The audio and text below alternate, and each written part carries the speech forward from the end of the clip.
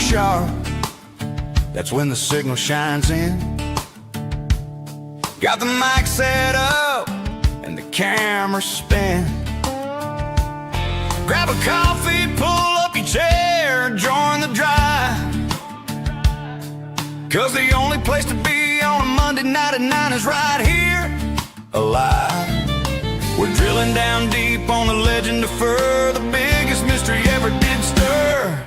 It's Sasquatch Watch Radio. Tune into the same with Garry Kendrick hosting with King. He's heard the howls, he's caught the form's trace, a true seeker leading the chase. Something stirs out in the shadowy wood. Let's uncover it together, just like we should. The team is geared up, the map is laid clear. We bring expert voices where the facts appear. We feature top names on this digital plane, from Meldrum's Big Theories to Strange Rich Strain. With Lyle Blackburn and Scott Violet online, we chase the elusive one sighting at a time. It's Sasquatch Watch Radio. Tune into the screen with Garry Kendrick, host of the scene. He's heard the howls, he's seen the dark form, a true eyewitness leading the storm. Something is lurking out in the dark woods. Let's find it together, just like we should. We give you the legends, the truth laid raw, and a unique track for the tale of the law. So subscribe to the channel, heed the lead. We're planting knowledge, pulling up the weed. Yeah, Monday night, 9 Eastern, YouTube Live. Sasquatch Watch Radio, where the quest thrives.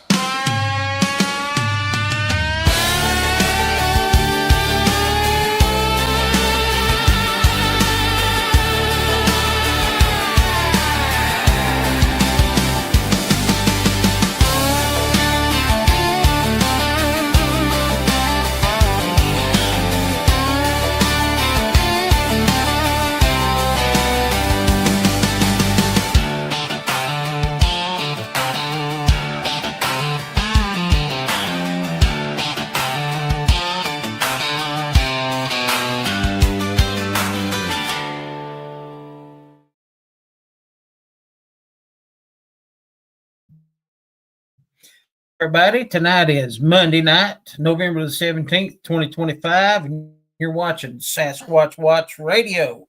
Appreciate everybody for tuning in tonight. Tonight's going to be a little bit different show.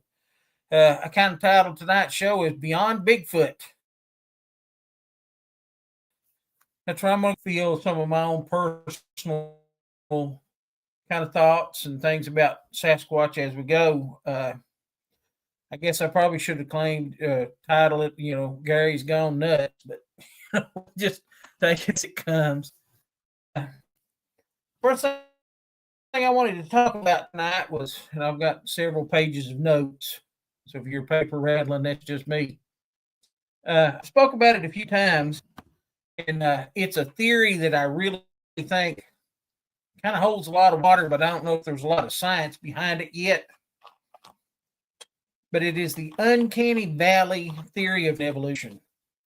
And the uncanny valley theory of evolution is a deep-rooted fear of things that look human but are not. And it was first coined in the 1970s by a Japanese roboticist, and I'm probably going to butcher his name pretty bad here, Masahiro Morei. And anyway, in the 1970s, he found that the more human-like a robot or some type of image like that became, that people felt empathy for it. But that was only to a certain point, and once it reached a certain point, the emotions changed and it became more like revulsion and fear. And it was not just the robots, it's like other things. It's like CGI images, AI images, wax figures. People have a natural fear of that. What it boils down to is it's kind of a deep-seated human emotion, and anyway, it's kind of a like an instinct almost.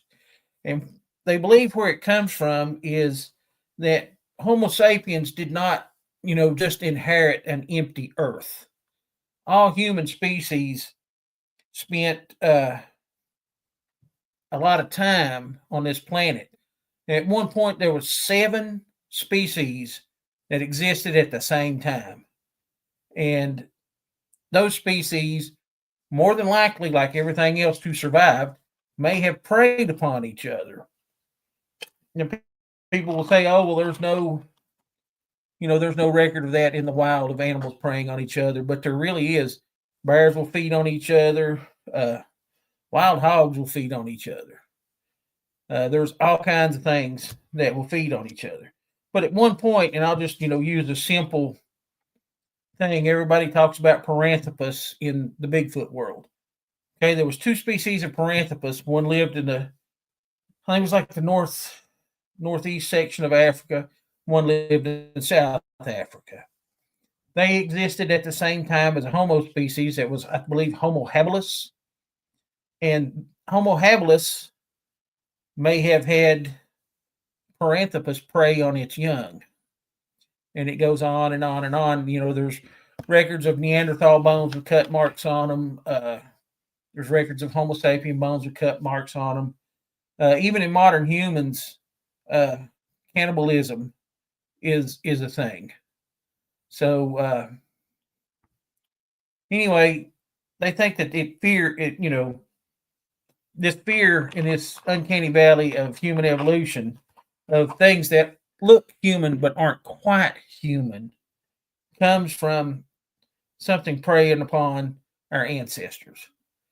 And that would really make sense because, a lot of people in their Bigfoot encounters mentions that, hey, I was, paralyzed by the sight of this thing.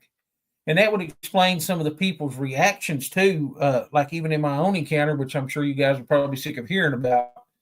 But anyway, there's like 2 different reactions when you see one. The first reaction is an interest reaction. I want to see it. I want to study it. I want to know what's going on with it. Anything like that. The other reaction is a complete shutdown. It's overwhelming fear and a complete shutdown. That type of reaction tends more into this uncanny valley of human evolution. And people have that reaction. So like I said, I don't really know how much science is into this theory of this uncanny valley, but I think it has a lot of merit to it. And like I said, we're going beyond Bigfoot. This is theories and things like that I go on. Another thing, too, that I kind of want to get into is, I have a lot of people on the show that, are from different thought groups. And the reason that I have people on the show from different thought groups is because I want the full spectrum of the show. I want people to see, any and every aspect of what the Bigfoot phenomena is. We've got pretty much, that's one of the reasons why I asked. That's where I get the question, animal, mineral, or vegetable, that I do on the show all the time. Is there's basically 3 groups. One is an aper, people that believe it is, just typically a living, breathing animal. I fall into that group myself. But, I'm open-minded enough that I will listen to everybody's encounter and everybody's, what they have, their situations. The other is the, portals and interdimensional travel and extraterrestrial Bigfoot. Okay. The third is the spiritual, I don't necessarily follow the last 2 because they kind of dip into, experiences that I haven't had with Sasquatch. And I base, my theories and everything else strictly on my own research and my own experiences. I can't superimpose myself into somebody else's encounter or somebody else's experience because I wasn't there. And that goes along too when everybody has, the red circles. Oh, look here, there's 14 Bigfoot. Here's one, here's one, here's one, here's one. Okay, there may have been 14 Bigfoot in that photo. I wasn't there. My perspective of the photo is completely different. Most of these photos with the red circles are taken at what appears to be a great distance. So, I really don't have any real thoughts as to what was there, what wasn't there, because I wasn't there. And I can't, like I said, I can't superimpose myself into that. So, with all that being said, I just kind of want to get into something that's kind of my own personal deal and why I listen to the animal, the mineral, and the vegetable part of Sasquatch. Is that by definition, paranormal is a event or phenomenon that are beyond the scope of normal scientific understanding. So if it's events and phenomenon that's beyond the scope of normal scientific understanding, then strictly by definition, Sasquatch is paranormal. And according to the definition, we have a lot of things that separate the groups out.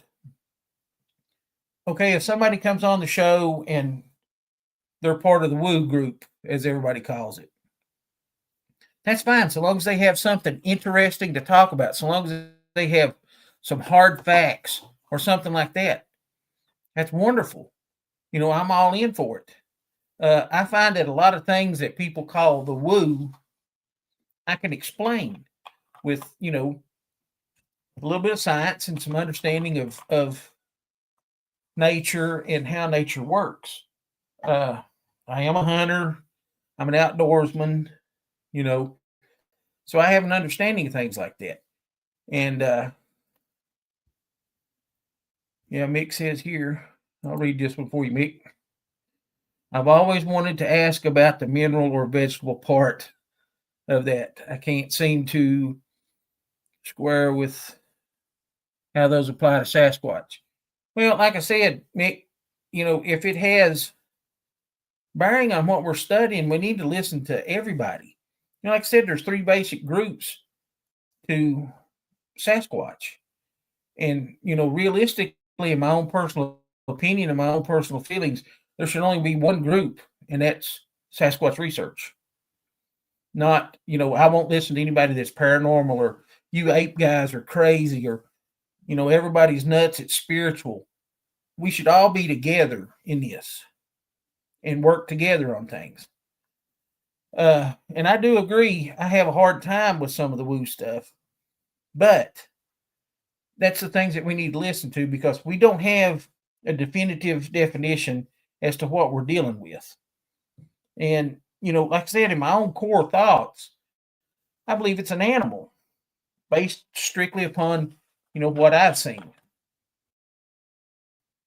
Now, I may get some heat for this, in the comments later on, but that's why, I base it on my experiences.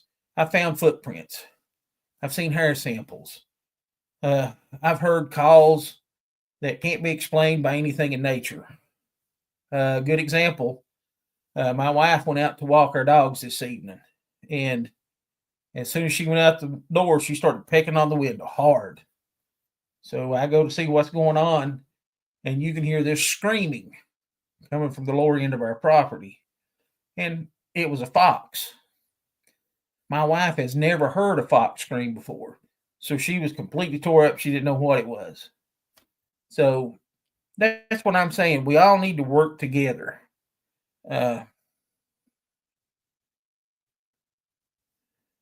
Yeah, that's a good point, David. You've never seen, David says here, I can pull it up. David says, I've never seen a Sasquatch, but I wonder how many have seen me.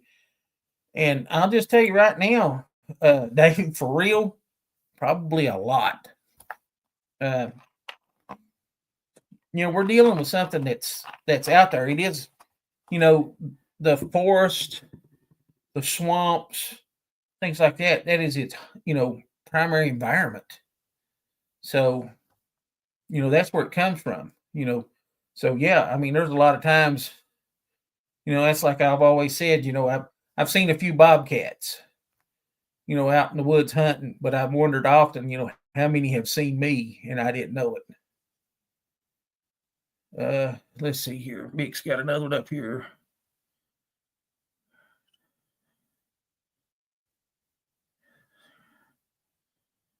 Okay, let's pull this up here. I hear you, but mineral refers specifically to something that Sasquatch isn't. Similarly, Sasquatch are vegetable. Vegetables pretty kind. Like I said, Mick, that's just something that I think, is important that we all get together, just work together as a group and to study it. And like I said, by definition, Sasquatch is paranormal. Some other definitions that I kind of wanted to get into that I'll probably take some heat for here. Evidence, and this comes from the Collins Dictionary online.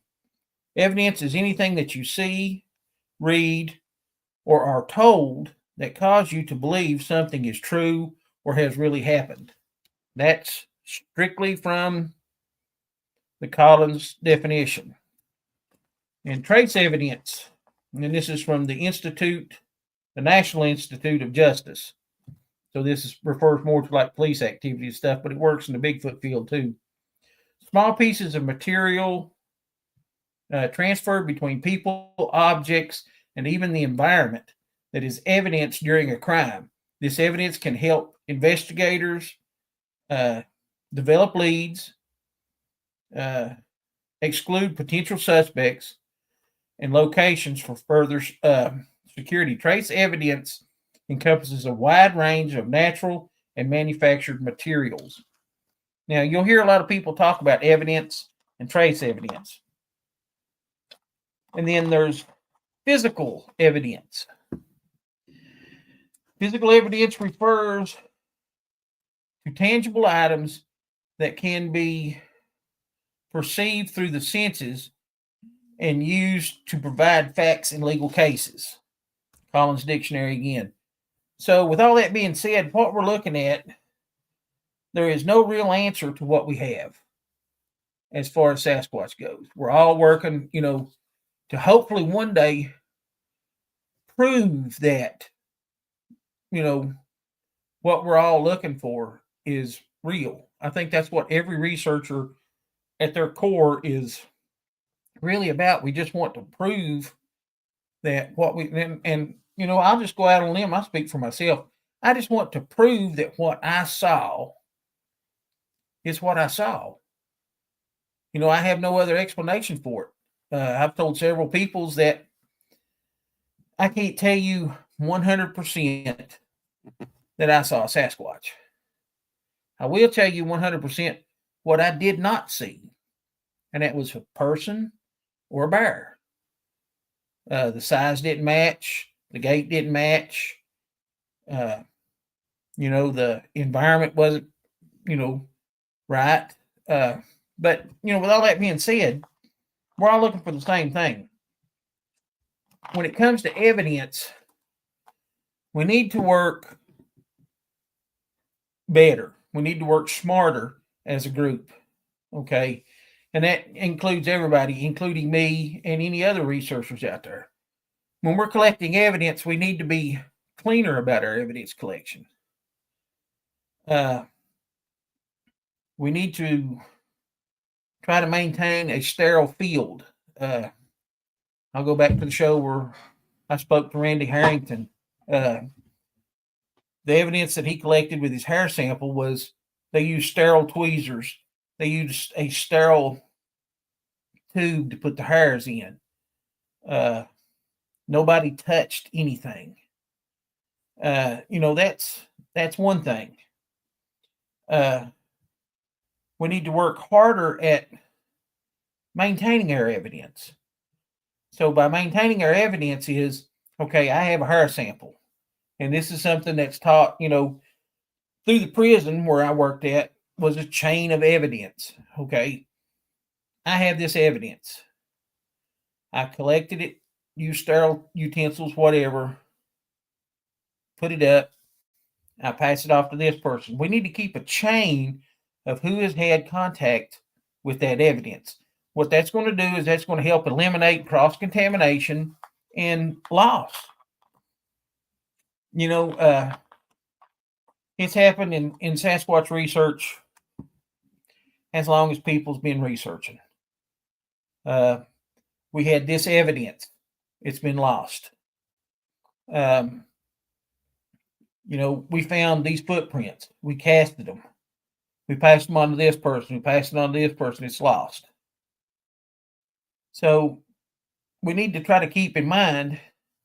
That's a good point, Mick. Mick just mentioned not to use plastic, but to use envelopes instead of plastic baggies. Hair will degrade. DNA on hair will degrade rapidly in a plastic bag. And I'm here to tell you what, I was 100% guilty of that. I would put stuff in plastic bags. I carried plastic bags in my evidence collection kit. That's the thing. And as far as the chain of custody goes, where we keep that evidence, it needs to be controlled. We all work in different groups. I'm a member of the Sasquatch Watch of Virginia. And, everybody deals with these different groups. So with dealing with these different groups, we need to maintain this chain of evidence to control what evidence that we have, to keep it all in one central location. If we get a hit on a hair sample and they say, hey, yeah, we want to look at it, we need to be able to go to that hair sample, pull it straight, and pass it on and write down who you passed it on to. That way, if something does happen, you know where the breakdown was. And with that being said, too, you may only collect 2 or 3 hairs at a time. In collecting those 2 or 3 hairs at a time, when somebody asks for, hey, send me that hair so we can examine it, I'm going to make the suggestion that maybe we don't send it all off at one time. We're all excited for this discovery. Everybody wants to know, what we're dealing with. But if we send off all of the evidence that we have, if something happens and they say, okay, yes, this is definitive, this is this, you have nothing at all to send back for a second review of the evidence. It's always best to do a double-blind study. And if you give up all the evidence that you have, then you have nothing to, follow up with. So you may get a unknown species of primate from the first review of the evidence, and then you may get human contamination in the second evidence. Okay, that's fine. Now you're stuck in the middle. Now, if you send out all the evidence to the first person, you can never get a second show. If you send it all off, to 2 different people, then you don't have anything to follow up with a third. And it's hard, like I said, because we may only get 2 or 3 hairs at a time.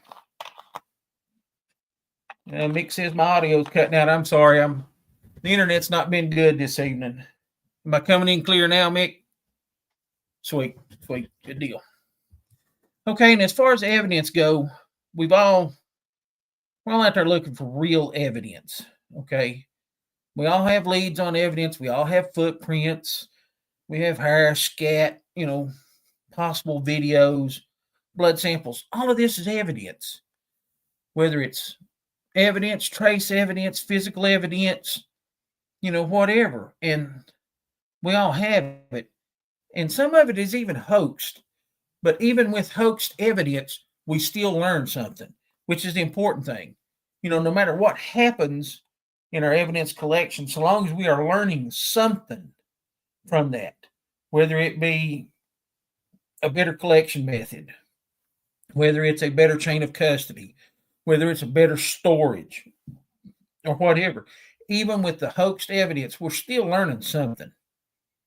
You know, I guess anything that somebody hoaxes, and I will never understand a hoax. You know, it's hard enough in this community to try to prove what we're all trying to prove, because there's nothing out there that we can really compare it to. And why people want to hoax things, you know, I'll never understand.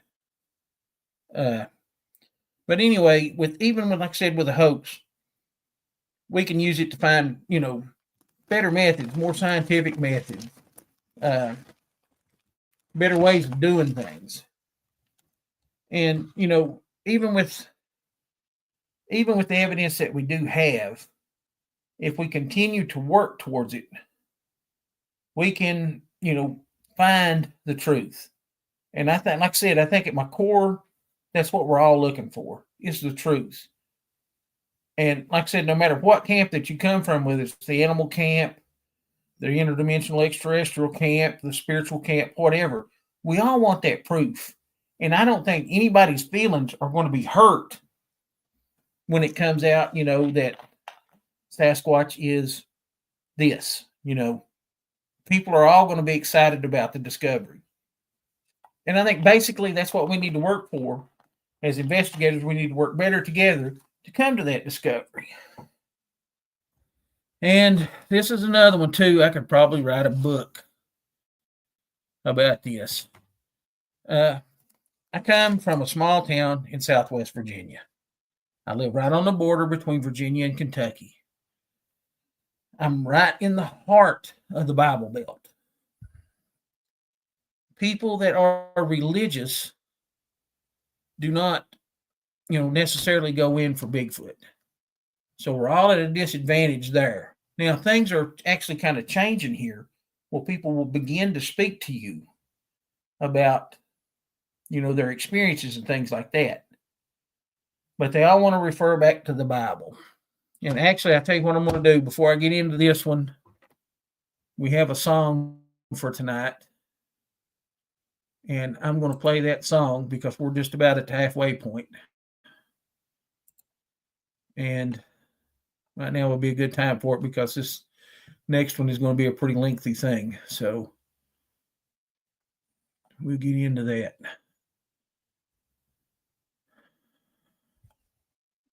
If I can. All right here we go, guys.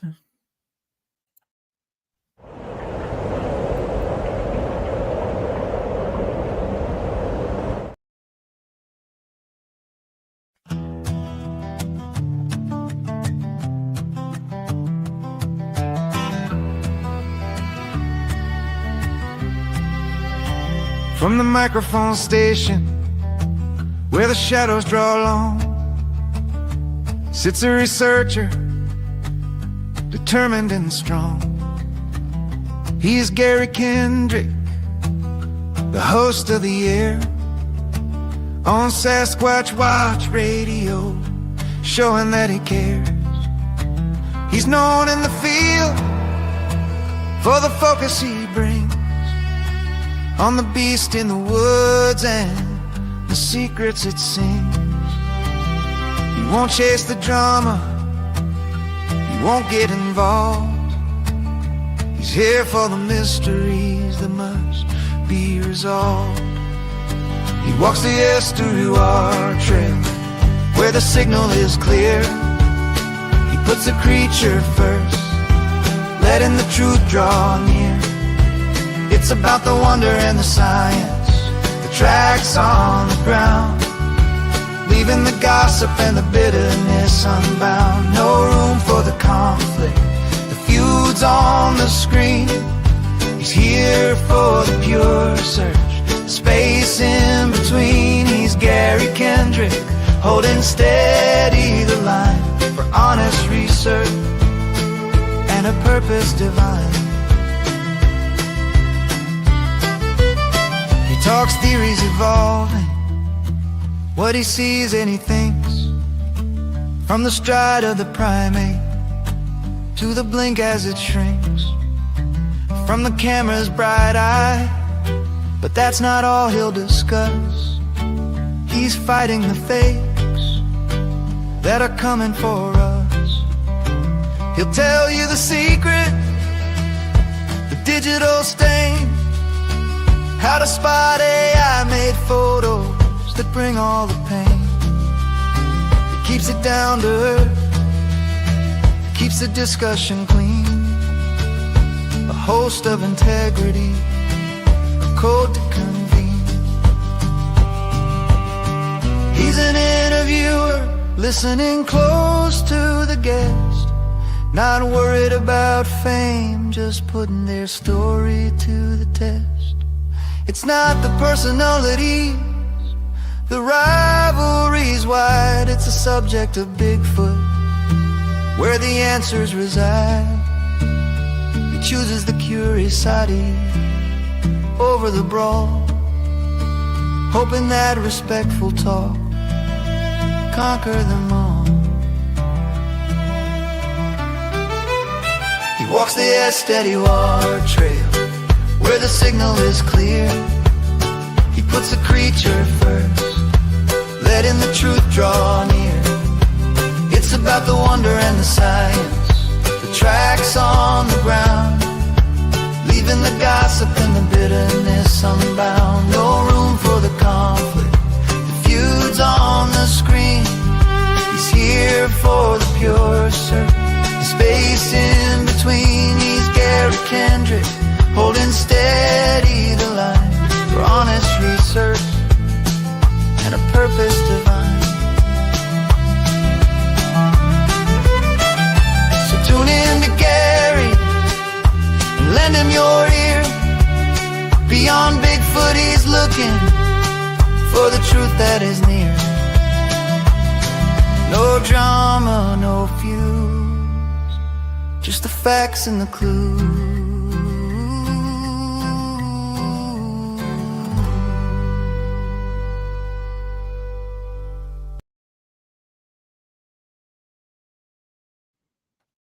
All right, that was a good one. I'm just going to say right here, David and Mick both know exactly where I'm going with this next one. I'm going to be speaking on Genesis chapter 6, verse 4. And I'll just go ahead and read what it says here. There were giants in the earth in those days, and also after that, when the sons of God came into the daughters of men, and they bare children to them. The son became mighty men, which were of old, men of great renown. Okay, I don't get into religion much. Okay, the reason I don't get into religion much is really, it doesn't really pertain to the subject that, this show revolves around. I try to stick to, the Sasquatch theme in all things. With that being said, I ruled out Nephilim as a possible suspect for Sasquatch. And the reason that I ruled out the Nephilim for being, Sasquatch is based entirely upon the biblical description of giants. They were men of great renown. It does not say that they were giants that were covered in hair. It doesn't say that they were animal-like. It doesn't say that they were anything other than men of great renown.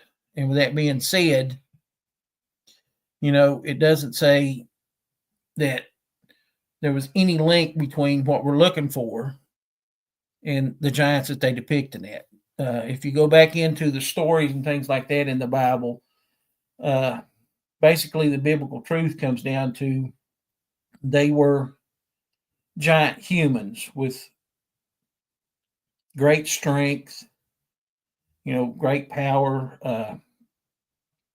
David and Goliath. Goliath was probably a descendant of the Nephilim.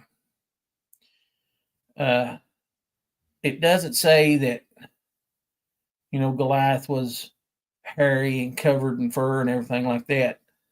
One of the questions that David brought up And I'm going to have to scroll back here a little bit and get it up. If I can find it. Right here. Adam and Eve had 2 sons, Cain and Abel. They had a lot more. That's the 2 that, we all know about. And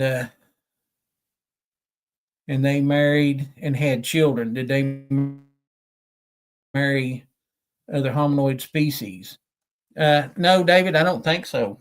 I think they actually intermarried, their sisters and brothers and things like that. There is one case after the first murder, Cain and Abel. It speaks about Cain went into the wilderness and he found a wife in the land of Nod. I have no clue what the land of Nod is, anything else like that, but it says that he found a wife in the land of Nod. Could that have been another humanoid species? Very possible. We really don't know. We really don't know. View great now. Yeah, that's Ray Mosley brought up the point here. It says it's hard to be of great renown if you're hard to find. Yeah, that's true. That's true. That's definitely true. The next point that I want to get into is it's going to be touch and go with some people, but why don't we have more scientists researching the subject? Well, there's a lot of reasons. Fear, losing accreditation. I think that's the biggest thing that scientists are afraid of is, it's going to be hard to say, but some of us kind of get into some kooky things, me included. Okay. I'm not going to leave myself out, me included. I try to speak my mind. I try to do what things are right. I try to do what's proper. But we all get into some of the strangest things, I'm not going to point fingers and name names. I've never had Bigfoot come to me and ask for garlic. I've never had one, mind speak to me or anything like that. I can't even say that I've ever heard one speak English. Anyway, with that being said, when it comes to scientists have one thing and one thing only, and that is their reputation. Okay, if they lose their reputation, they have lost everything that they had. Nobody wants to be ridiculed, especially by people of science. There's nothing that hurts their feelings more than when you have what you 100% think is Sasquatch evidence and you send it to, and I don't want to say an expert because there is no experts on Sasquatch, but you send it to a scientist who's, got all these credentials and all these big initials behind their name and all this other stuff, and your evidence comes back to be, bear or a horse or some other known animal. So, what that feeling. You're on this big high, you've got this evidence that you worked so hard for, and you've really buckled down and did your due diligence and everything's right, and then it comes back as a black bear. Or it comes back as your neighbor's horse or something like that. You get that sick feeling down in the pit of your stomach. Oh my God, everybody's going to think I'm an idiot. And everything. The same way with the scientists. And, we have had some really hardcore scientists that are out there that have done this. Another one too, Dr. Meldrum. He was a great scientist, and he really put his credibility on the line for this. And, if a scientist loses that credibility, they could lose money to start with for research projects that they've got going on. There's really no scientist that's out there that's 100% dedicated to Sasquatch. All of us have jobs. We all have to work. We all have to provide a living for our families and ourselves and everything else. But with this ridicule, they could lose their credibility. They lose their research projects. They can lose their jobs. Dr. Meldrum worked at a lab. He worked for a college, everything else like that. He could have lost every bit of that. And, there's so many hoaxes out there that it's easy for scientists to say this is all just a bunch of BS. This is all a bunch of people out there hoaxing. This is all a bunch of, I'll just use myself for an example. A bunch of rednecks out there in the woods running around trying to find something that doesn't look there. And, the thing of it is we all need that scientific research to go along with our investigations to prove what we're out there after is real. And it's hard to prove that when you have so many hoaxes, when you have so many, quirky ideas. I try to stick to the facts in my research. When you stick strictly to the facts, no matter what those facts are, you're going to find a trail that will lead you somewhere. Even if the facts may not fit into the box that you have prepared for your thoughts on Sasquatch, by following the evidence, following the trails, paying attention to the witnesses, you can spot a hoaxer. And some of us are way better at it than others. We've all been tricked. There's no doubt about that in my mind. We've all been tricked. Everybody's fell victim to a hoax that's done any honest research into Bigfoot. But with that happening, you develop a better understanding of what to look for in a report. One of the things that I use to, go through evidence and things like that, I actually stole from a guy named T.C. Tolman. Toby, if you're out there, buddy, you've helped me out a lot. I use a 49-50 ratio. I have to be 49% sure that what I'm looking at could be a hoax. And I have to be 50% sure or 51% sure that it's not a hoax. If it's the other way around, if I'm 51 that it could be a hoax and 49 that it's not, I'm not going to investigate it because the chance is too high that it's hoax. If we all took a little more time and paid a little more attention to, what we're looking at and things like that, we'll get better evidence. Like I said, even if it doesn't fit into the box, let's say somebody says that they saw Bigfoot cloaking. Okay. I'm a hunter. I am out in the woods. I deer hunt. Me and my son and my father-in-law just came back from West Virginia last week from hog hunting. Things like that. Now, we're going to take a white-tailed deer, for example. If you take a white-tailed deer and it's out in the woods, right? They're brown. We all know what they look like.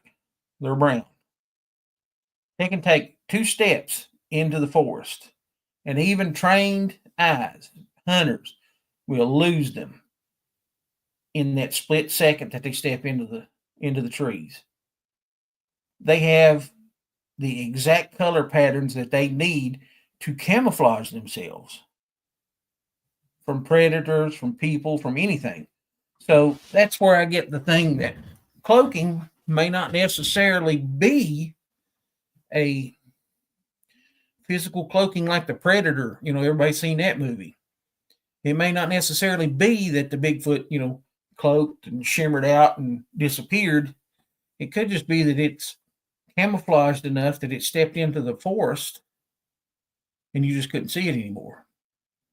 And then 2 people's minds will play a lot of tricks on them.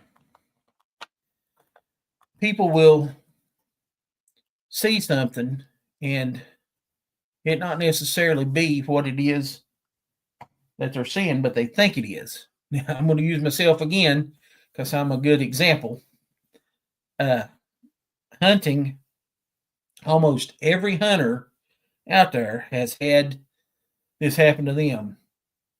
They've sat there and watched a stump for 3 hours, waiting on it to raise its head because they know it's that big buck that they've looked at. So that's the thing that I'm talking about. If we take these reports and, if it is kind of credible, let's say they do have some woo things in it, for, example. Oh, I saw it. It cloaked out. Well, they have pictures of footprints.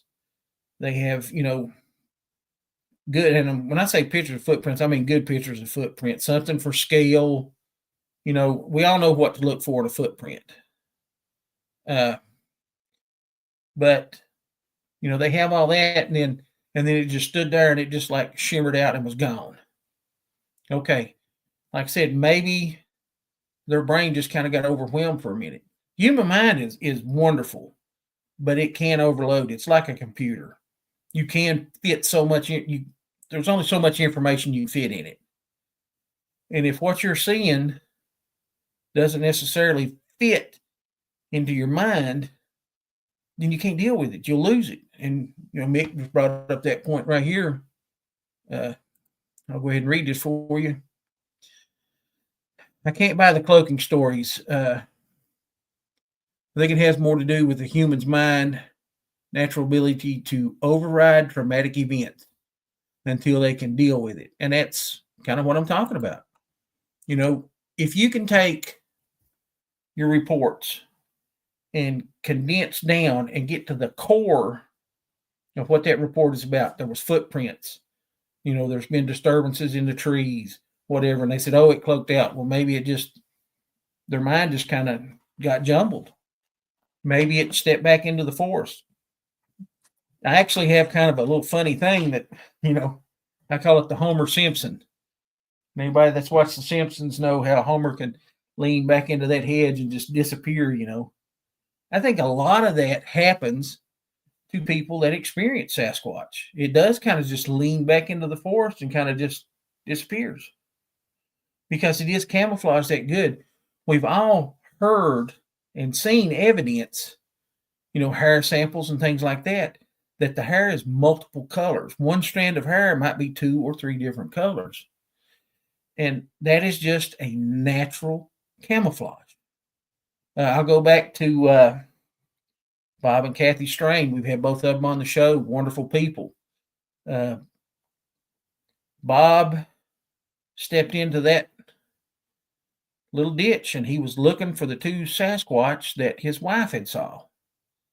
And there was 2 logs laying there. And he, didn't see any of the Bigfoot. And then when he went back the next day to check that little ditch again, those logs weren't there. That was probably the 2 Sasquatch laying in that ditch. Okay. I'm a United States Marine, and I'm very proud of being a United States Marine. And I have seen some big guys, some of them well over 200 pounds, that can camouflage out and you will never see them. You will never hear them. They just more or less vanish. And that's a lot of training and a lot of skill. Okay, now we can take that and put that in play. It wouldn't be that hard to believe that Sasquatch just kind of stepped back into the woods and you just can't see him anymore.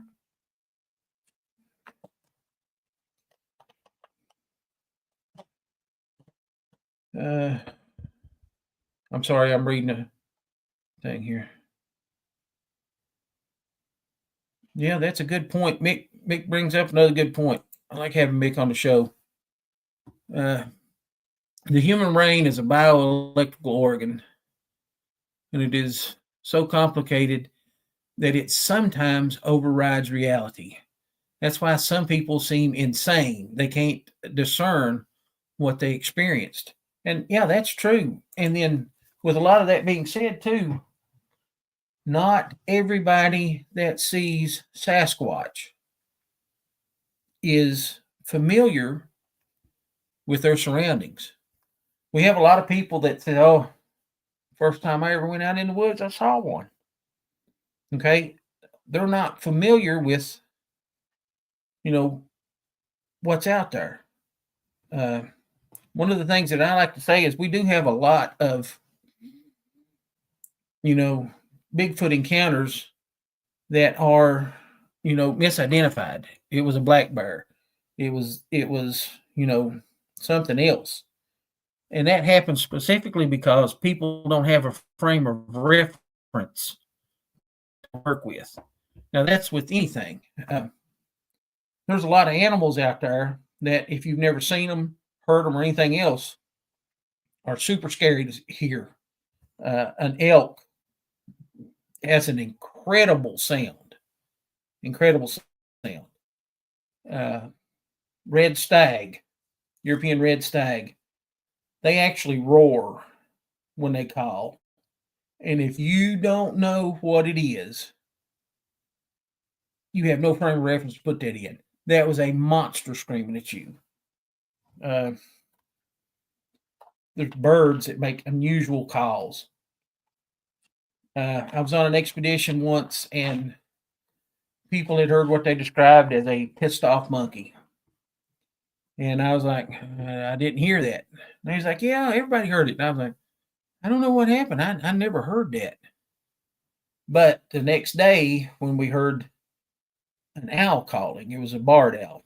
They said, there it is. It sounds like a pissed off monkey. And I said, nope, that's a barred owl. So, without that frame of reference, you really don't know what that is. You kind of have to make up your own mental assumptions as to what you saw. And sometimes those people's mental assumptions are not correct.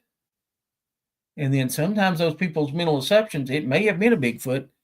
They just have no frame of reference to put in to describe to you what they saw, what they heard, anything else like that. Bob Gimlin even admitted that, he underestimated the height of Patty to start with because he was on horseback. And that kind of threw off his frame of reference. He said he didn't think it was that big. And then he said, a big man, 300 pounds is a huge man. He said, that's what I thought at first, it's 300 pounds. Probably way heavier than that because he didn't have a frame of reference to put that in. So that's something that we all need to, kind of work with more. A frame of reference. How big was it? How do you measure it? Like in my own encounter, the Sasquatch that I saw was really, really close. I mean, my front bumper was almost touching it. So that put it just about 3 feet from where I was sitting at. And it was probably 3.5 feet taller than the top of the Jeep that I was driving. So that was my frame of reference. If you can get a frame of reference, that's something good to work with. The human mind is notorious for kind of skewing what it's seen as far as height, weight, things like that. In an open field, it's really hard to tell how big something is. You can say, oh, yeah, Jesus, it was huge, man. It was this tall. But when you get out there and you get to looking around, there's no point of reference. There's no trees to measure it against. There's no, you don't know how tall the grass is or whatever. That's some of the things that, we need to get into as far as our evidence goes. Okay, they said it was probably 8 feet tall. The grass was, probably 3 feet high in this field. But the creature, the grass came up to its waist. So it couldn't have been 8 feet tall. You see what I'm saying? Let's see here. I got another comment here.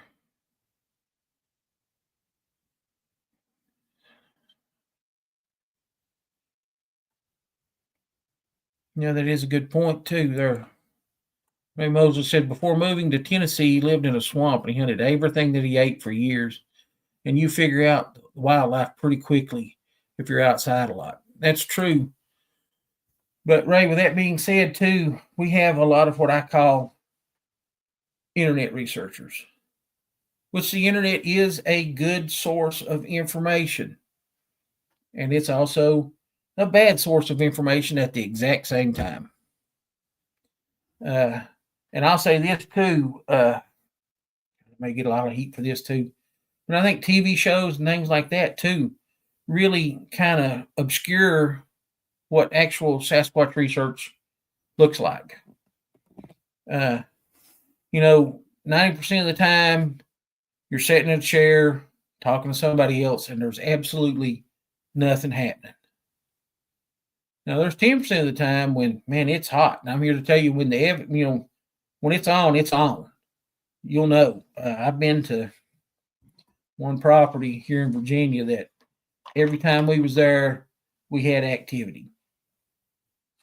And I mean, when you had that activity on that property, it was one thing after the other, just as, hard as you could get it. And I was still kind of new into the whole investigation and things like that. I wish I would have sat down and wrote things down as they happened and had a better outlook as to, how things happened, what time they happened, what happened, who seen it, who heard it, what we smelled, what the environment was like. But, I wasn't kind of as educated into it as I am now. I do take a lot of notes now. So that's, kind of how we all need to work at things. If we do research better, then our research will be better. And hopefully we can get that scientific backing that we need. Another thing that I want to talk about is hoaxing. Okay, like I said, we've all been hoaxed. Everybody's had a hoax pulled on them and things like that. We all know that one researcher that hoaxes everything. Okay. And everybody says, and I don't care what camp in Sasquatch you come from, whether you're a living animal, whether you're interdimensional, extraterrestrial, whether you're spiritual, whatever. Everybody gets mad when somebody hoaxes something. If we can get away from that, if we can start pointing out this is crap, then we can get away from all this stuff about, not getting scientists involved because nobody wants to try to research something that might be BS to start with, because we do have all these hoaxes. If you're a researcher and you're out there hoaxing stuff, everything you may have had a genuine encounter, but everything that you hoaxed kind of washes out that good encounter that you had, because now nobody can believe anything that you've said, because you've proven to the rest of us that you're faking things. So, when it comes to hoaxes, we need to dig in,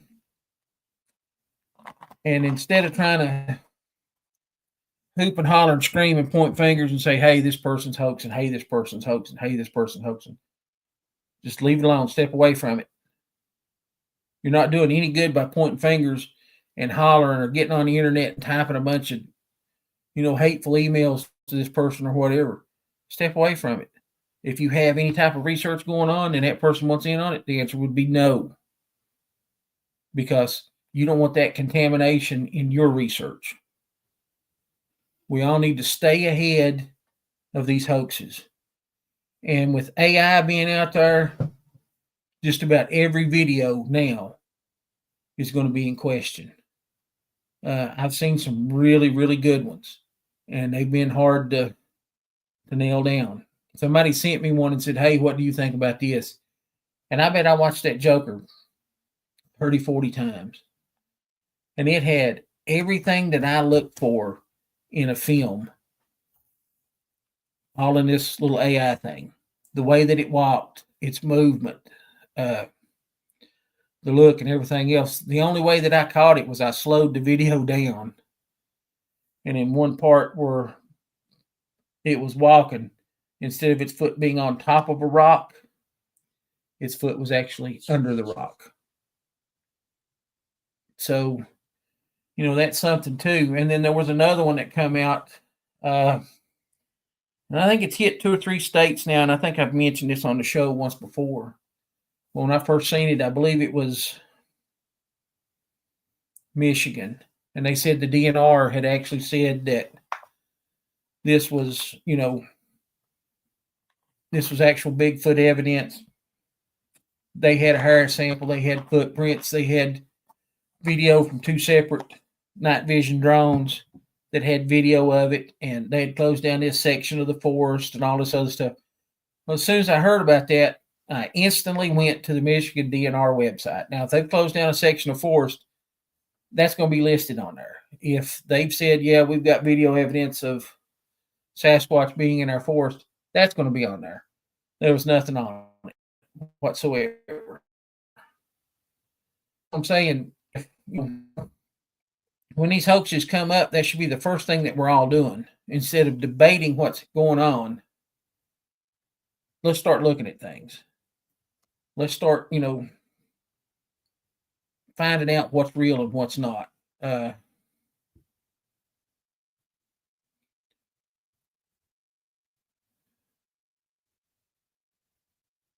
a good point, Mick.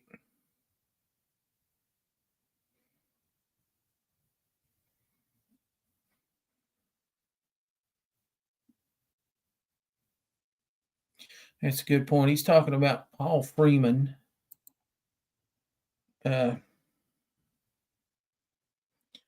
Freeman was unfairly tarred as a hoaxer. We simply wanted to confirm whether it was possible to fool critics. It was a controlled experience, but everyone freaked out on him. I'll say this too, and I've heard Dr. Meldrum speak about this. Him and I can't remember who he was with was going to pay Paul Freeman a visit, and it was an unannounced visit. He didn't have any clue that anybody was coming up there, and they wanted to, see some of the footprints. And he told them where some of them were, and they went down there, and according to Dr. Meldrum, the footprints were on point. They were great. They showed motion. They showed everything. And people said, "Oh, well, he hoaxed that just so Dr. Meldrum would see it." Okay, that's a shot in the dark on an unannounced visit and everything. Who's going to have the wherewithal to go out and fake footprints for an unannounced visit? That's some of the things that we need to look at with these reports. I know the time's about up here, but I could go on forever about these things, hoaxing and things like that. But like I said, the main thing about hoaxes, if you're doing it, all you're doing is actually hurting honest research. And if you're a researcher and you're hoaxing, you're actually tearing down all of the research that anybody else has ever done. If anybody on here tonight has any questions, I'll give you guys a few minutes to put them up. Here's one. Mick says that was Jeff and his brother, and they went to drop in on Paul on Grover Krantz's recommendation. Yep. So, that's another one too. Grover Krantz, super intelligent guy. Said, I'll give everybody a minute. If you've got any questions, Mick, David, anybody out there, Ray, just go ahead and drop them in the comments here and we'll discuss it. I think probably one of the main things that I wanted to put out in this episode is that on this show, I want to stick to facts. I want to stick to credible research. And even if it does, even if some of the researchers do fall into what you might consider the woo category, or you may not particularly like this person or whatever, I want people that, are actually out there working, boots on the ground, doing stuff, doing hard research, doing real research, doing good research. And my thing is I don't get into a lot of drama. If somebody's going to be a good guest, that's the people that I want. If somebody has something interesting to talk about, that's the people that I want. If somebody has some hard evidence, that's something that I want to discuss, I want to see, I want to talk about. I want to bring it to you guys. if anybody is new into this field and you're just tuning in tonight, the things that I've talked about tonight are kind of my own personal theories, beliefs, things that I do, things that I look for. That is not necessarily 100% the best evidence out there. Okay, Ray says right here, no questions tonight. I'm just participating. I have a lot to learn. Ray, I'll say this. Anybody out there that says they're an expert in Sasquatch don't really know that much about it. There's not that much going on.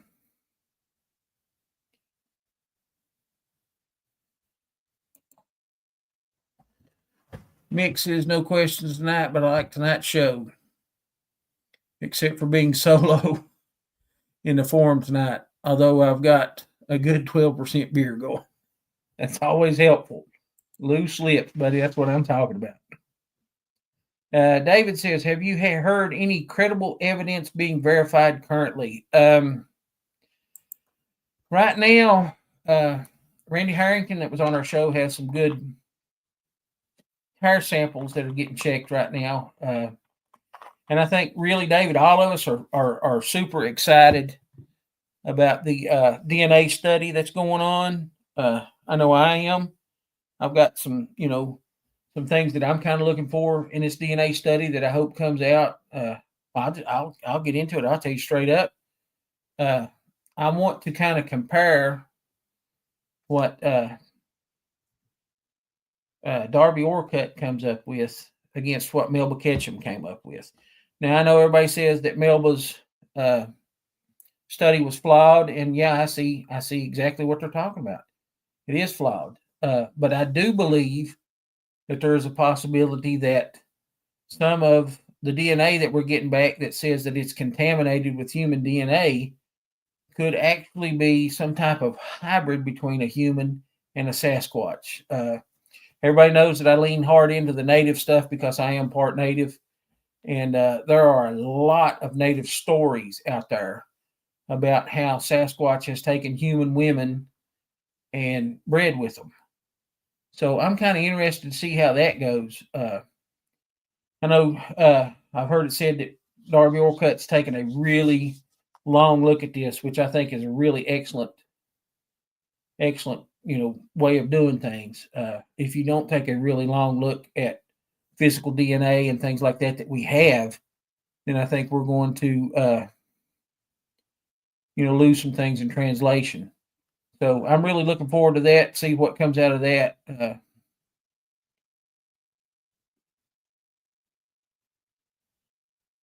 see what's coming on. Ray here says, literally in my book, I write my thoughts in completely wrong way I dealt with it.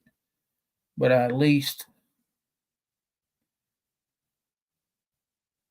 humorously honest with it. Ray, I don't know if you remember me, but I met you at the Wood Booger Festival in Norton, and I read your book, just so you know. And yeah, that's a good thing too. That's one thing that I've started doing is I've started taking more notes on my research and things like that. That way I do have things to go back on to see what I've done wrong, to see if I've made any mistakes or anything like that. And I think that's something that every honest researcher should do is take your notes, write it down, things like that. And that's a good way of doing things. Another thing too, while I'm into it,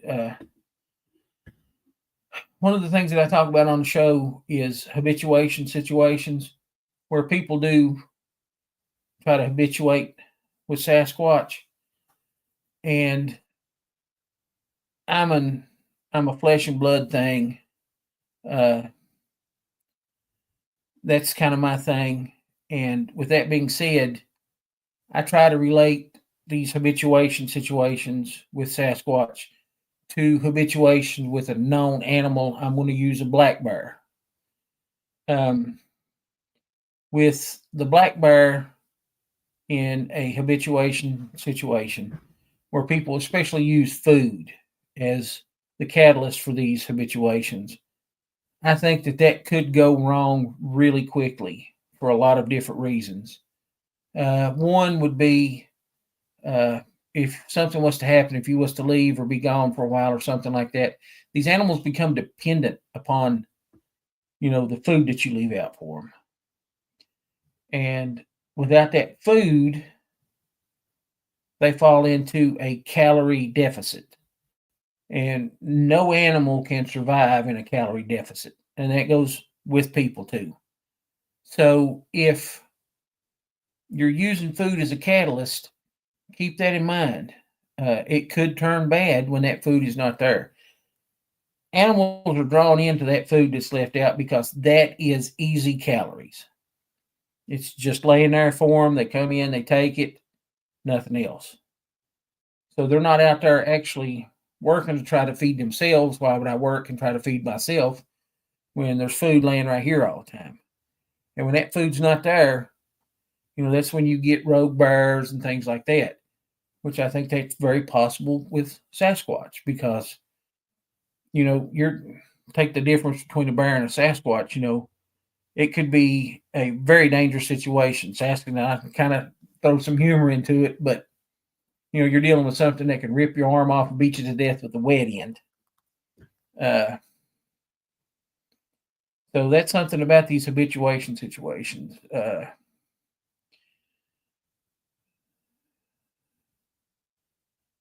Okay, Mick says right here, I'll bring this up. I have serious reservations with anyone who claims to have had multiple encounters with Sasquatch, and that includes habituations. Worst case scenario, siege at Honobia in Oklahoma. Yeah, that's that's my thing. And I'll just be honest. I would love to have multiple encounters with Sasquatch. I've had multiple encounters with Sasquatch, but it's over several years in different places. I had my own encounter here, not a half a mile from where I'm sitting at right now. I can look out this window right here up onto the ridge to where I had my encounter. I've had encounters here in Virginia. I've had encounters in West Virginia with some eye shine and some other things that I can't explain. But the siege of Novia, that went really bad really quick. And I'm just going to say this, if you're having Bigfoot activity to the point that you've got to have 6 or 8 people sitting on top of a roof with shotguns to try to defend yourself, that's not a good way. That's not a good way to go. Yeah, I can see multiple encounters. Mick, I'm going to say I can kind of deal with multiple encounters better than I can with the habituations. Because I'm just going to be honest, I can go out and pour out 50 pounds of corn tonight and say I poured that out for Bigfoot. Now I go out there tomorrow morning and there's not 1 grain of corn left. And I can tell everybody, yeah, Bigfoot came in and it ate a 50-pound bag of corn. But when you get down to it, when you look around that corn pile, there's deer tracks everywhere. You don't have one Bigfoot track, but there's deer tracks everywhere. More than likely something else is eating that corn. And I think, a lot of people that do these gifting stations with food, that's what happens, is something else just came in and taken that food. Now, I'm not saying that's every instance. I'm just saying that's probably some instances. And one other thing, too, I know I'm long-winded and I apologize. Nobody wants to tune in and just see me talk. But one of the things that I kind of want to talk about, too, is the missing 411 situations. I've said it a few times on the show. I don't necessarily believe that all of these disappearances in these national forests and parks and things like that are Sasquatch related. I don't think they are. I think there's a small percentage that are. I think it's, a very small percentage. But there is a possibility that, that happens. I've heard several reports of people, who talk about little children. Bigfoot was pecking on their window and waving at them and things like that, trying to get them to come outside or come to the window. So that's a possibility. It could happen. I was actually trying to watch a documentary on YouTube today, and I think her name was Teresa Bayer, who disappeared. She was 16 years old, and there was a Sasquatch researcher that was with her, and he said Sasquatch took her. And, I think there is a possibility that could happen, but it's not, 100% everybody that disappears in these national parks is taken by Bigfoot. I think a lot of people that disappear in these national parks fall victim to themselves. They're ill prepared. I'll go back to the two researchers that died last year, right around Christmas, who were hit with a snowstorm and they were not prepared for it, and they ended up freezing to death. Another thing, too, is a lot of these missing people happen around scree fields where there's boulders and things that came off the mountain, or, they could be anywhere from the size of a truck to the size of a basketball or even smaller. And I think that maybe some of these people that disappear around these scree fields have maybe fallen into a void in the scree field and just haven't been found yet. Mixes.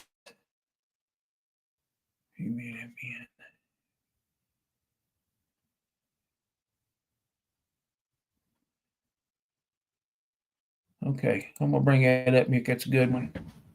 I've seen some weird things in places where few men have been, if any, and only once did I ever have what I suspected to be a Sasquatch encounter. Problem is, it's too far up north in Canada to go back. I think that happens a lot. When you say I've been someplace that few men have ever been, people say, "Oh, that's BS." The world is too advanced for that. That's not true. There are wild places everywhere on this planet, and there are places where few modern men have ever been. I'm not going to rule out, the possibility that there's places that there's probably never been people.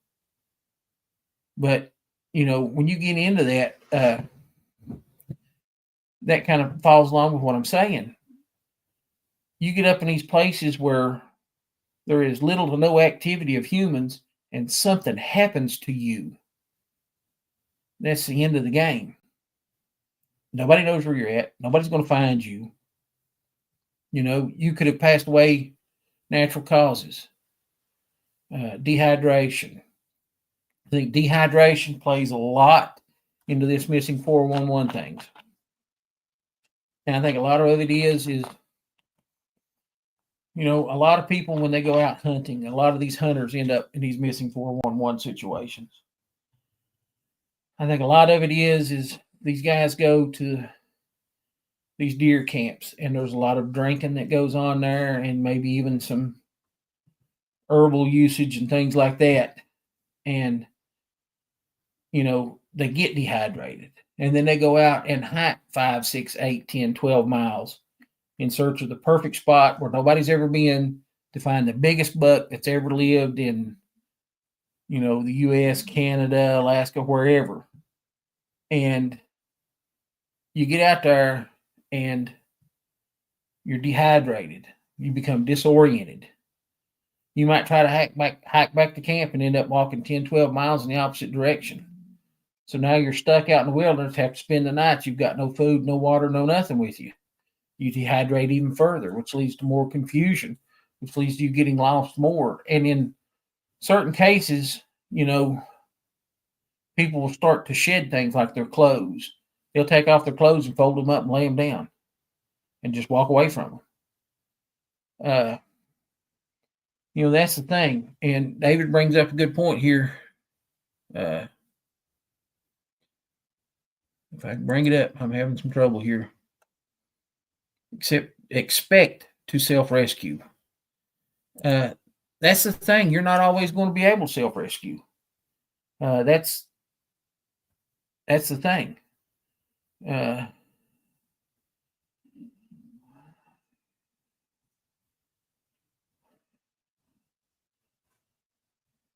Oh, that's cool. Mick says that when he had that encounter up there, the incident was in northern Canada, happening when he was on a survival course with the Canadian forces. I'm just going to tell you, I've never been to Canada, Mick. I'd love to go one of these days. Canada has got a lot of wild places in it. A lot of wild places. It's one of these areas, where there is places that honestly no modern human has been. And it's when you get out there in that type of environment, you are truly 100% on your own. And, I've done some survival work, some survival schools and studies and things like that. And, when you're out there like that, and I mean out there, whether it's in Canada, whether it's here in the US, wherever, you don't know what you're going to encounter. You have to be prepared. And especially that's one thing with the military that's different from hunters and things like that is the military will set you up for success. Whereas as an individual, you may not have the resources. Mick brought up he was dropped off with a helicopter. And I'm pretty sure that, they probably had the grid coordinates and everything else like that where you was at. Yeah.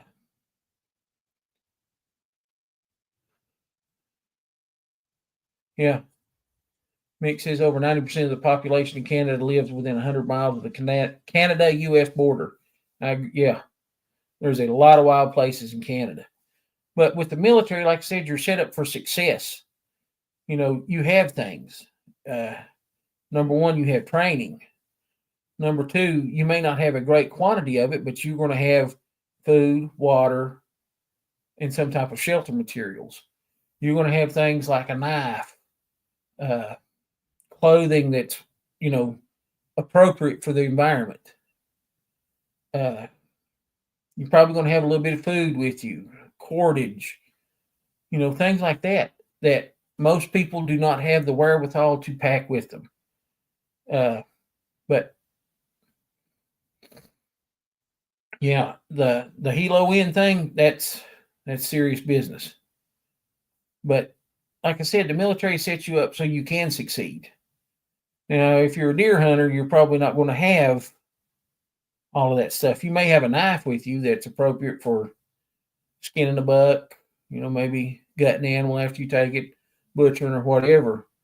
In that kind of situation, you may not have like an appropriate survival knife. I know a lot of guys carry, I think it's called a Wyoming knife, that is just a hook blade for kind of gutting the animal. And that's all you've got. On the other end, there's a razor that you can use for skinning, but you don't have anything that you can use to cut firewood, to make a spark to get a fire going or anything like that.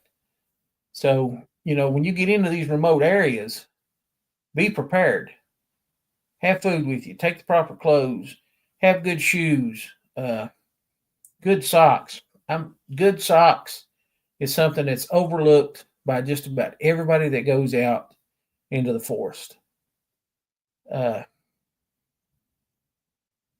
socks, good gloves, a good toboggan. I don't know what they call it in Canada. Around here, that's kind of the redneck term for it. We call it a boggin. Some type of ski hat, whatever you want to call it, watch cap, skull cap. A good toboggan. Keep your head warm. Keep that, thermal layer going. But that's the thing. And when you're out looking for Bigfoot, another thing too is I want to kind of express this. is that everything that you see, hear, or smell is not Sasquatch.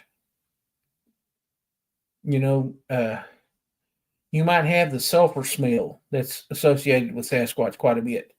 And it could be just natural sulfur coming up through a creek, something in a stream.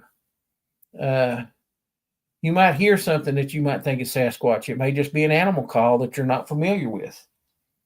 You may have a sighting of what you think is Bigfoot. You know, without that evidence, you know, footprints, whatever, it's hard to say really, you know, what it is. So always keep, you know, that evidence in mind. Everything that you see, hear, or smell is not necessarily Bigfoot. And I think a lot of young researchers fall into that trap where everything that they do hear, see, or smell is Bigfoot related. You have to have an open mind. But with that being said, you've got to be skeptical to a point. If you're not skeptical to a point, then you're really not researching. You're just running around the woods, you know, willy-nilly. Everything is Bigfoot.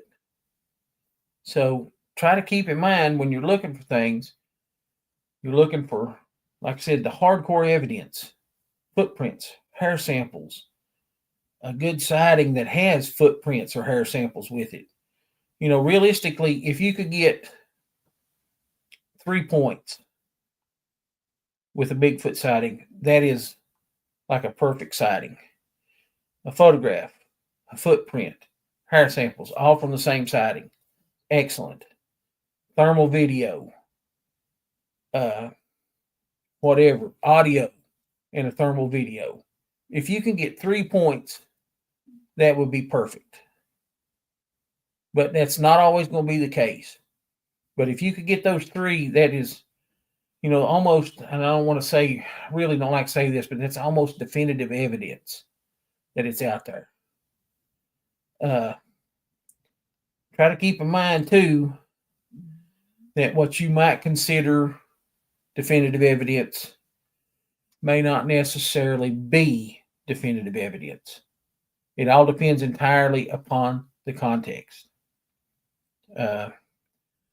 We have a huge body of evidence out there, and it's all considered circumstantial, footprints, hair samples, things like that.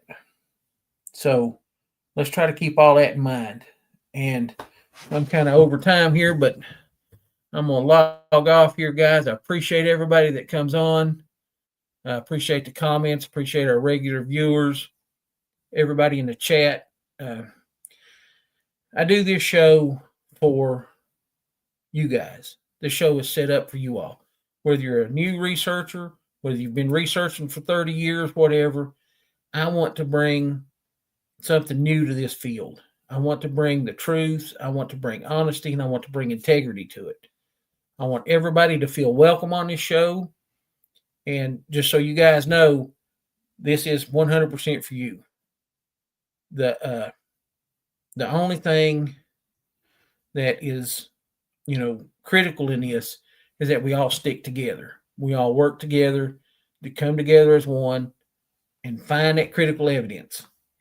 If we can get that, like I said last week, if we can get that laser point down instead of circling around the edge, if we could all come down to that laser point, we could prove the existence of this creature, whether it be natural, whether it be interdimensional or whatever, whether it be spiritual. If we could all come together, we can get it. And with that being said, guys, I appreciate everybody. Good night. Thanks for tuning in to Sasquatch Watch Radio. We truly appreciate each and every one of you. Stay connected. Don't miss our next exciting show, airing next Monday night at 9 p.m. Eastern. To stay updated, be sure to subscribe to our YouTube channel. We'd also love for you to join our Facebook page at facebook.com/Sasquatch Watch Radio and check out our website at squatchradio.com. beyondbigfoot.com. Share your stories and feedback. Your feedback means the world to us, so please give us a thumbs up on our shows and let us know what you think. Have you had an encounter? If you've had a sighting or encounter, we want to hear from you. Reach out to us through our website, YouTube channel, or Facebook page. And if you're interested in being a guest on our podcast, please don't hesitate to contact us. Thanks again for listening, and we'll see you next Monday night.